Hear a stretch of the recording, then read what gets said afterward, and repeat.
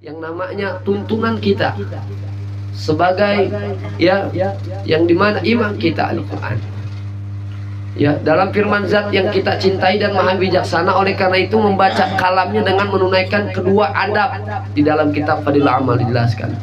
Yaitu sangatlah penting apabila Ikrimah radhiyallahu anhu hendak membaca Al-Quran, begitu membukanya ia menghampiri terjatuh pingsan. Dalam Fadil Amal ini dari mulutnya keluar kata hadza kalam rabbi, hadza kalam rabbi.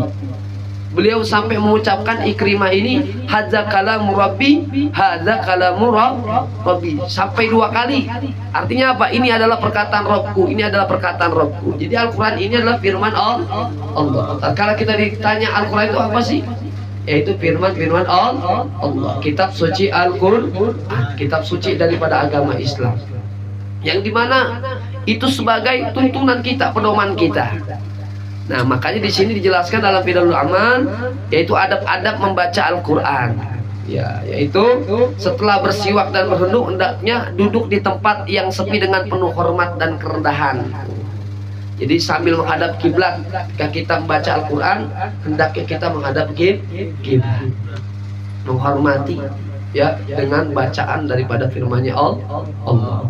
Kita hendaknya menghadap kiblat. Kemudian ya dengan menghadirkan hati yang khasyi, itu khusyuk, dengan khusyuk ya. Jadi bayangkan bahwasanya kita sedang berkomunikasi dengan Allah, dengan bercakap-cakap dengan Allah, dengan melalui lantunan ayat suci Al-Quran. Bahkan kedekatan seorang hamba itu tatkala dia sedang membaca Al-Quran. Kedekatan seorang hamba itu ya, kalau dia bisa menikmati, kalau dia bisa mentadaburi, bisa mentafakuri, bisa merenungkan ataupun memikirkan bahwasanya tatkala kalian membaca Al-Quran, disitulah kedekatan yang sangat dekat kepada Allah Subhanahu wa Ta'ala. Apalagi kalian bisa tahu daripada makna dari arti ayat per ayat itu. Dan semakin khusyuk ya, makanya kita khusyukkan hati kita. Kita membaca Al-Quran dengan Allah Subhanahu wa Ta'ala, jika kita mengerti maknanya, sebaiknya kita membaca dengan penuh tadabur dan tafakur, merenungan. Kalau tadabur itu merenungkan, dan tafakur itu memikirkan. Bukan mikirin yang lain, bukan mikirin waduh besok gawe gimana ini ya, bensin belum ada ya, besok gimana ya, kalau apa makan pakai apa ini ya. Jangan itu mikirkan masih hal dunia, tapi memikirkan makna daripada arti ayat-ayat tersebut. Hendaknya berdoa dengan mengharapkan ampunan serta rahmatnya Allah Subhanahu wa Ta'ala. Jadi apabila menjumpai ayat-ayat tentang azab dan ancaman Allah, hendaklah kita meminta perlindungan kepadanya, karena tidak ada penolong selain Allah.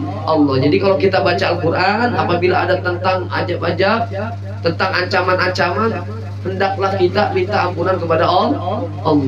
Itu bahkan imam-imam kita, imam-imam besar kita yang berada di Mekah, di Madinah, itu kalau apabila dia sedang mengimami, membaca ayat yang benar-benar ada ancamannya, ada siksaannya, beliau itu sampai terseduh-seduh, sampai nangis.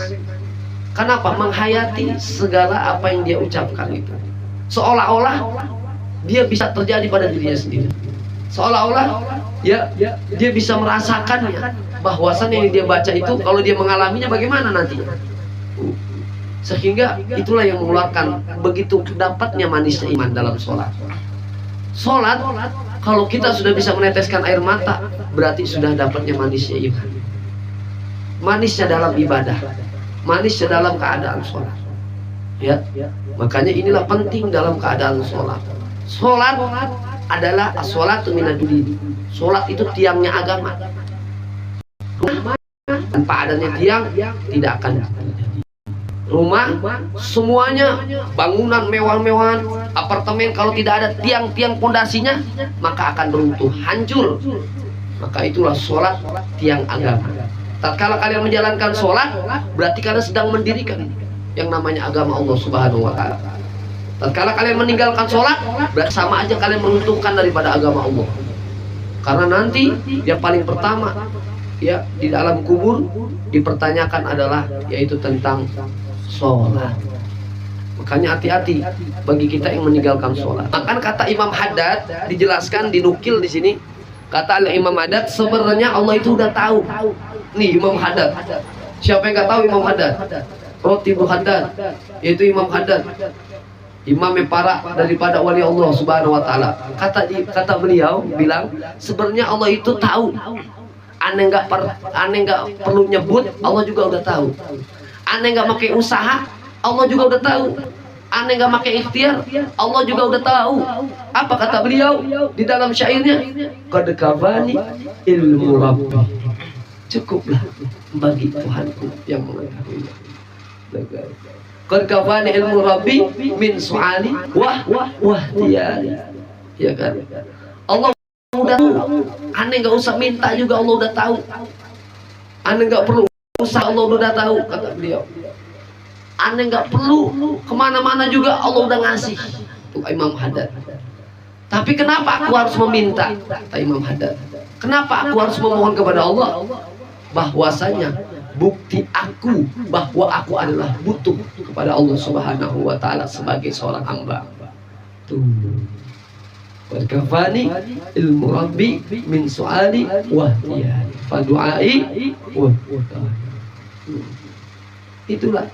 Makanya kita di sini ngaji beruntung, masih beruntung ya, kita ada punya kendaraan kita untuk di majelis kita. Jangan sampai kita nggak punya kendaraan nekat mati, ya nekat mati. Kayak kalian mau pulang kampung nggak ada kendaraan, nekat jalan aja, nggak ada persiapan sama sekali, pasti yang namanya itu pasti ya habis tenaga, habis pikiran, habis segala-galanya, akhirnya mati. Nah, makanya di sini tempat kalian ini jadikan jembatan buat kalian dekat kepada Allah, dekat kepada Rasulullah. Al-Fakir bisa bicara gini bukan semata-mata pintar, bukan, karena Allah yang maha baik, karena Allah yang maha sempurna, Allah yang maha suci, menutup daripada aib-aib seorang hambanya. Kalau kalian tahu ya aib-aib seorang hambanya, bahkan kalian saling jijik, nggak mau mendekati, bahkan kalian saling memusuhi. Karena apa? Allah maha baik, menutupi daripada aib-aib kita sama dia. Makanya di sini Fakir cuma mengajak kepada kalian, mudah-mudahan kita semuanya bisa memanfaatkan waktu dengan sebaik mungkin, dan kita ambil daripada Fadilul Amal ini, apalagi di hari Asyura yang punya rezeki kita bagi anak yatim. Makanya dianjurkan ketika 10 Asyura itu gembirakan anak yatim. Punya duit berapapun, nggak mesti gede, mau 1000 2000, penting gembira. Sekalipun dengan senyuman anak yatim itu gembira, maka berikanlah. Nah, mudah-mudahan kalian diantaranya termasuk ya, yaitu yang bisa mengamalkan daripada Rasulullah Shallallahu Alaihi